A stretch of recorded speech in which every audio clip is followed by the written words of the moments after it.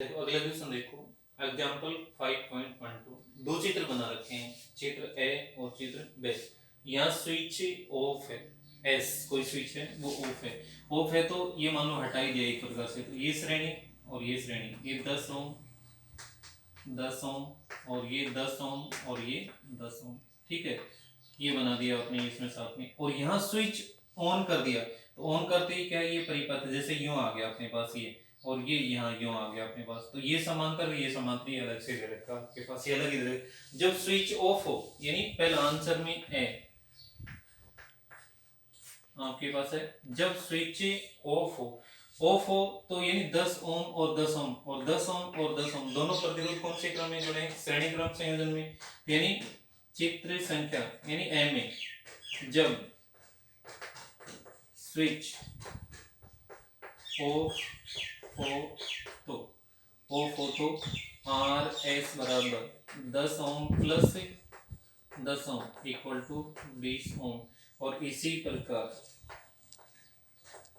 प्रकार R S डेस बराबर 10 ohm plus 10 ओम बराबर 20 ओम।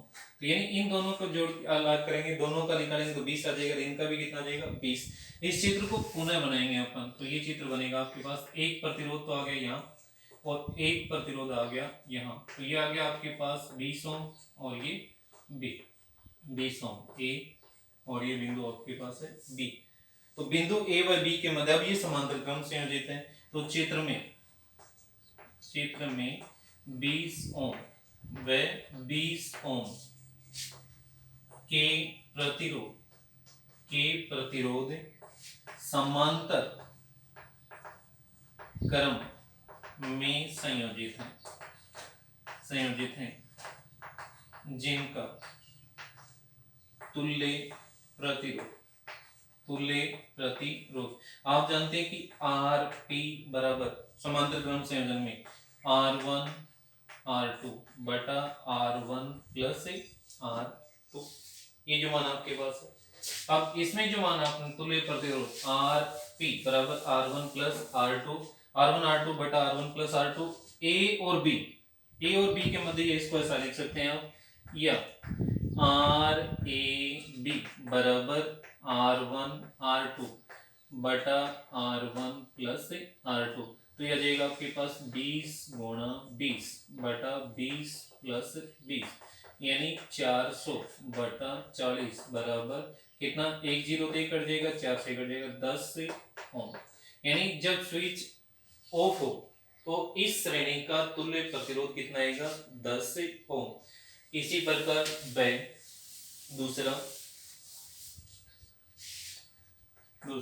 यानी चित्र में 10 ओम और 10 ओम के और 10 ओम और 10 ओम के प्रतिरोध समांतर संयोजित हैं। चित्र में 10 ओम व 10 ओम के प्रतिरोध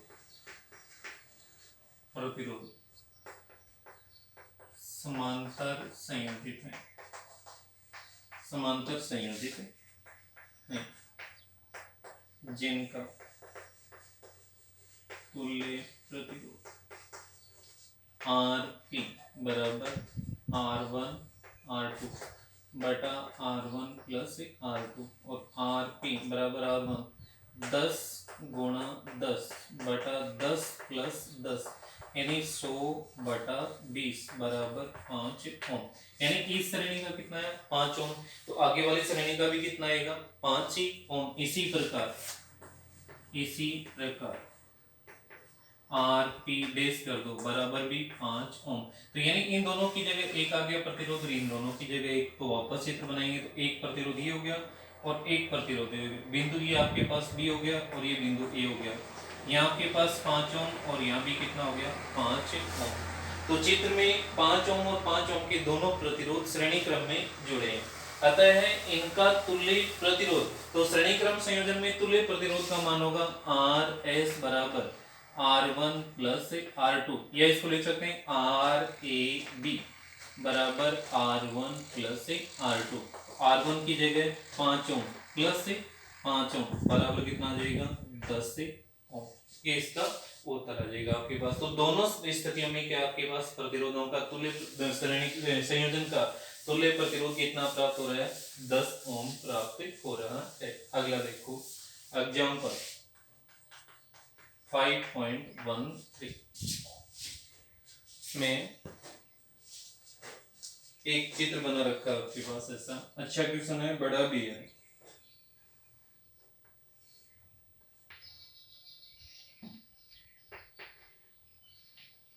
ये 4 ओम है, यहाँ 4 ओम, ये आपके पास 1 ओम और फिर है यहाँ 12 ओम और यहाँ आपके पास 6 ओम।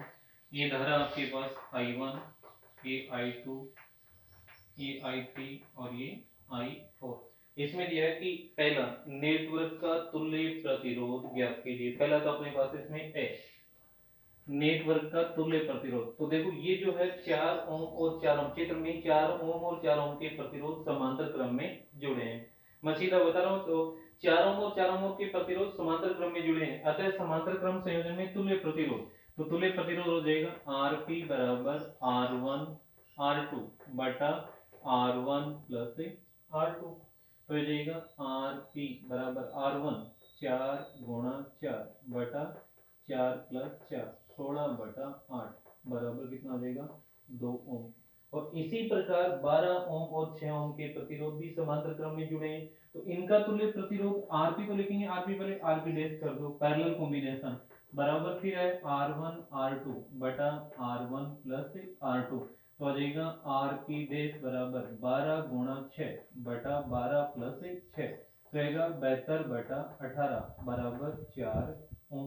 इसका मतलब इसकी जगह भी तुल्य एक प्रतिरोध आ जाएगा जिसका प्रतिरोध कितना है 2 ओम, और इसकी जगह भी एक आ जाएगा जिसका तुल्य प्रतिरोध कितना है 4 ओम।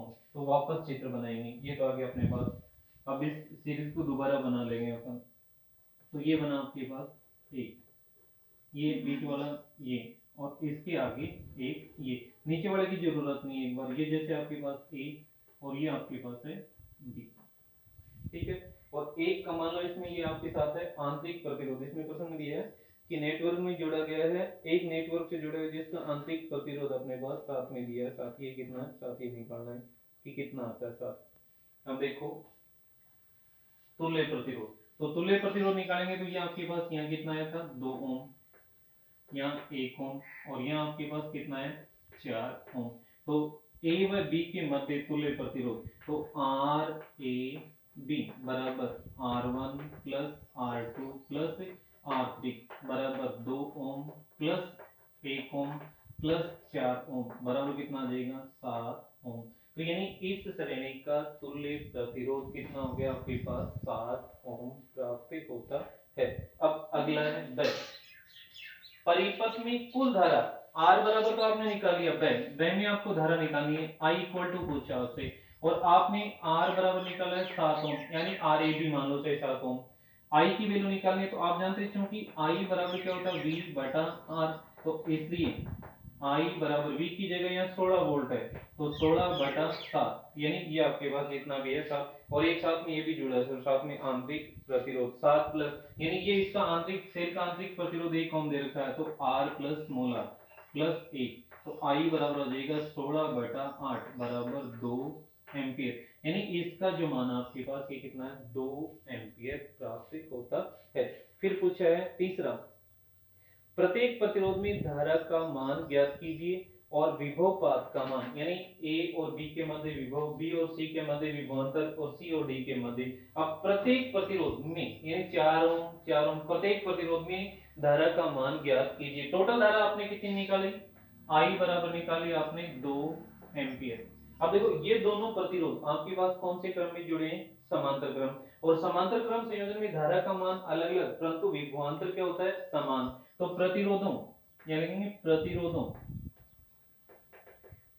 के समांतर संयोजन से, प्रतिरोधों के समांतर संयोजन से विभवांतर समान, तो V1 बराबर V2, तो V1 की जगह कर सकते हैं आप I1 और इंटू R1, ये इसको R1 मान लिया, बराबर I2 इंटू R2 मान रख दो, I1 R1 की जगह 4 तो इंटू 4 बराबर I2 और इंटू 4, 4 से 4 कर जाएगा, तो यह जाएगा I1 बराबर I2, I1 बराबर I2, और I का मान क्या इन दोनों के योग के बराबर, तो I1 बराबर I2, तो चूंकि I बराबर है I1 प्लस I2 टोटल।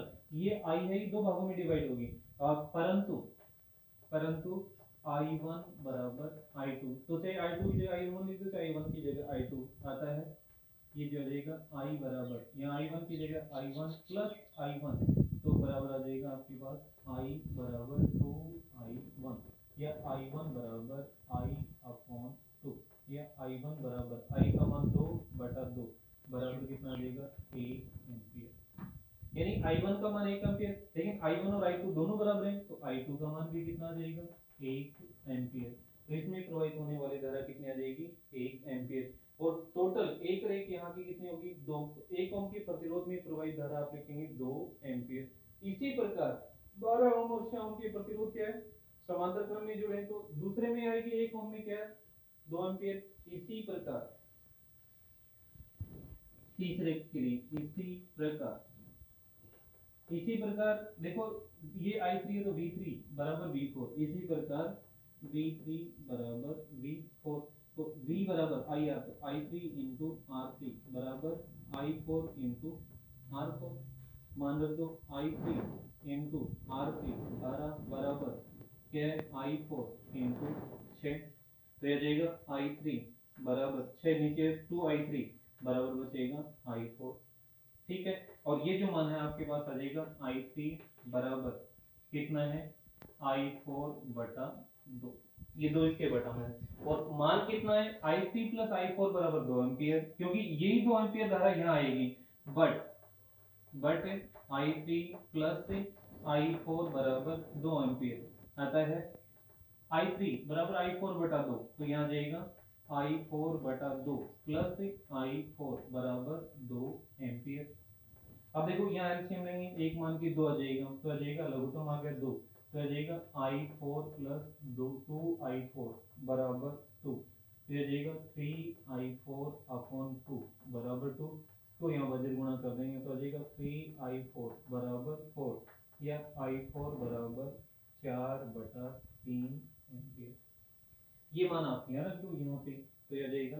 इसी प्रकार अब I3 का मान, तो I3 प्लस I4 की जगह